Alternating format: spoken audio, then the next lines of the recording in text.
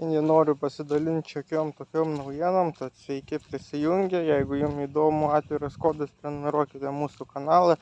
Taigi šiandien noriu pasidalinti tokiom naujienom, kad Šveicarija vienas didžiausių atviro kodo darbdavių Europoje yra ten. Nusprendė leisti, tiksliau neleisti, bet įpareigojo vyriausybę naudoti atviro kodo programinę įrangą pagal Public Money, Public Code judėjimą, pavadinkime jį šitaip, kad nuo šiol vyriausybė turės naudoti tik tai atviro kodo programas.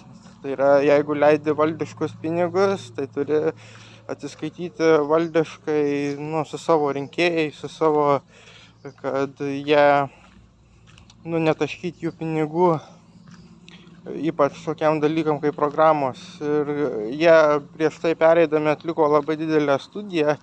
Šios dabar dar 2 vakar buvau radęs, tai toj studijai buvo parašyta, kad atviras kodas duoda inovacijas, saugumą ir didesnę nepriklausomybę, nes ir ne tik nepriklausomybę, bet aplink ten miestus, kur susikuria atviro kodo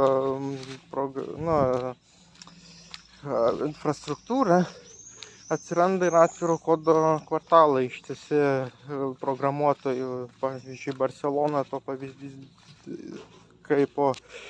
Tai jeigu jums įdomu apie atvirą kodą, tai prenumeruokite mūsų kanalą. Čia rasite labai daug naujienų.